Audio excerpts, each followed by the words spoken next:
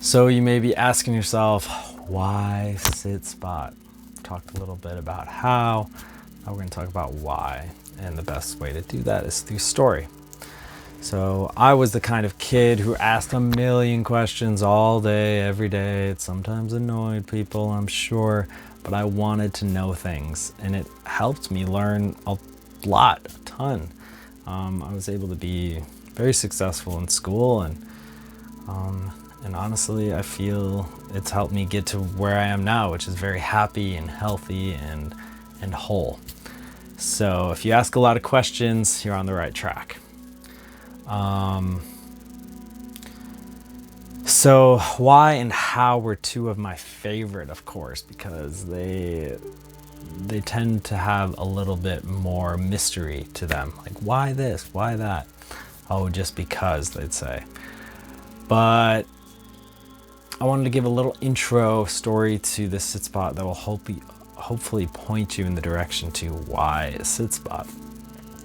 So I feel like I've studied with some of the most amazing nature-connected humans on the planet. People have devoted their whole lives to this connection and the teaching of it. People who have skills that seem supernatural. People who tell stories from their lives that seem like those from a fantasy novel. So here I'll mention just a couple of them. One is Tom the Tracker Brown, who studied with an indigenous Apache elder called Grandfather, who was well versed in ancient ancestral skills that helped our ancestors survive and thrive in the wild, and in communities and in villages before we had electricity, grocery stores, refrigerators, or toilet paper even. Tom has written many amazing books and started one of the first truly successful wilderness schools on the East Coast in New Jersey. It's called the Tracker School. Tom personally taught a then young boy by the name of John Young all of his skills. He taught him without teaching him. They learned by doing and asking questions over and over and over again. So John became one of the world's best experts on tracking animals, and he mastered bird language, wrote books on these things, and started one of the most internationally respected wilderness schools in the world, the Wilderness Awareness School. So John Young then went to college, like most people expect you to do, and then he really got curious. How was Tom Brown able to teach me all these skills without actually telling me he was teaching me, or without sitting in a classroom or anything we think of as school? John took this question and went on a journey where he developed what we call the 8 shields models. The 8 shields representing each of the 8 directions: north, south, east, west. The cardinal directions, and then the ordinals, which are northeast, southeast, southwest, and northwest. It's a map of learning and the rhythms of learning based on nature and the medicine wheel, which indigenous cultures across the world have used to live their lives in harmony with the seasons. So since then, over 300 programs in schools across the globe are based on this 8 shields model. All that to say, it works. I've taught it to many teachers and taught many students with this method as well. So I worked with the Wilderness Awareness School. That was one of the first schools based on this model that John Young started. It is based just outside of Seattle in Duvall, Washington, and has been in our operation for over 20 years. So,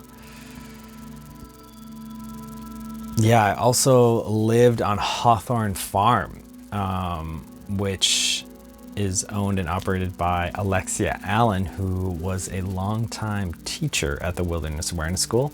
She taught the adult program, and she also ran the online Kamana program, which is an at-home naturalist program for thousands of people all over the world. And this program helps people understand the language of the forest and see more wildlife, learn the flora and fauna of their own backyard, learn about the medicinal and edible plants in their area, and develop a deep connection to one place in nature. It also helps people to just learn to move safely and have confidence in the outdoors. So a lot of my teachings are based on this program, and I want to invite you all into that so you can develop this practice at home. And I would always ask Alexi a million questions while I lived there, and asking a lot of my mentors as well. Like, what is the most important thing you learned with all your time working with nature skills? Or how do I become the best human I can be on this planet? And how can I connect deeply with nature as our indigenous ancestors did? What skill do you practice in your life, no matter what? And what is the meaning of life, the universe, and everything, right?